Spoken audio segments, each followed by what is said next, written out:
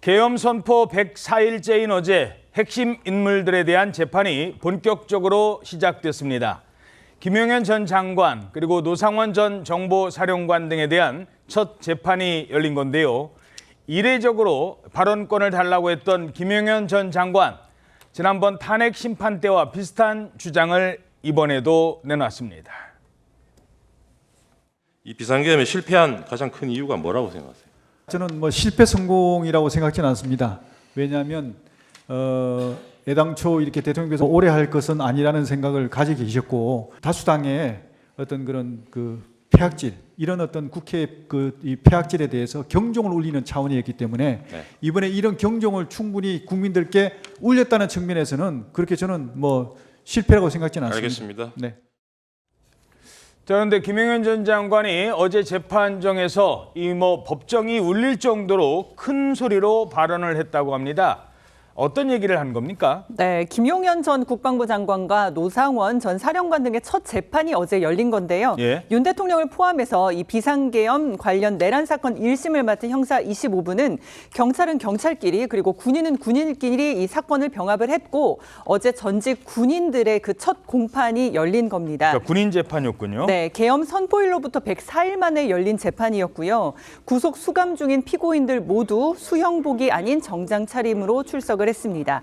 김 전 장관은 발언권을 얻어서 18분간 직접 말을 했는데 법정이 쩌렁쩌렁 울릴 정도로 큰 소리로 말을 했습니다. 국헌 문란을 자행하는 거대 야당의 폐악질을 막기 위한 경종을 울린 것이다. 그리고 대통령의 정당한 통치 행위다라고 말을 하면서요. 국회와 선관위의 계엄군을 투입한 건 질서 유지를 위해서였다면서 폭동이 아니었다고 주장을 했습니다.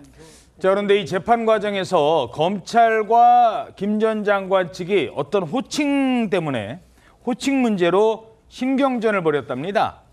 누구에 대한 호칭이었습니까? 바로 윤석열 대통령에 대한 호칭이었습니다. 어제 재판에서요, 검찰과 김 전 장관 측 변호인이 윤 대통령 호칭 문제부터 첫 모두 진술부터 서로 신경전을 벌인 건데, 검찰 측이 공소 사실을 먼저 모두 진술로 설명을 하게 됩니다. 그런데 그때 호칭을 피고인 용현 그리고 대통령 윤석열 이렇게 불렀는데, 김 전 장관 측이 장관은 그렇다 치더라도 지금 대통령 윤석열은 국가 원수에 대한 온당한 호칭이 아니다 이렇게 얘기를 한 거예요. 바꿔서 불러달라. 그러니까 대통령 윤석열이 아니라 윤석열 대통령이라고 부르는 게 맞다라는 거죠. 거기에 대해서 요구를 하니까 검찰이 모두 진술은 검사 권한이고 소송의 시작인데 이것부터 방해하는 것은 진술권 침해다라고 얘기를 하면서 호칭은 공소사실, 공소장에 기재된 그대로 부르는 것이다 이렇게 얘기하면서 양측이 갈등을 빚었습니다. 예. 자, 이 재판이 진행된 서울중앙지법 형사 25부, 바로 이 자리에서 윤석열 대통령 재판도 진행될 예정입니다. 자, 그런데 윤 대통령 재판은 증인만 무려 500명이 넘을 것이다, 이런 전망이 나오고 있어요. 예, 그렇습니다.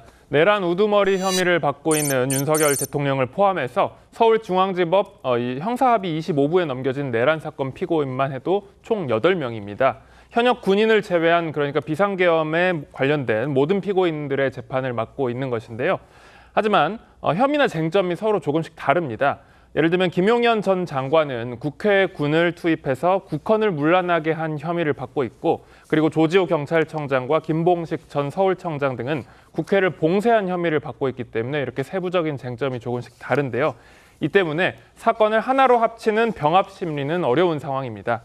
피고인들 사이에 증언도 지금 엇갈리고 있고, 그리고 검찰은 재판에 필요한 증인이 한 500명 정도 이를 것으로 예상을 하고 있습니다. 예. 수사 기록만 해도 4만 쪽 분량입니다. 굉장히 많은 분량인데, 이 때문에 1심 재판 절차에만 몇 년이 걸릴 거라 이런 관측도 나옵니다.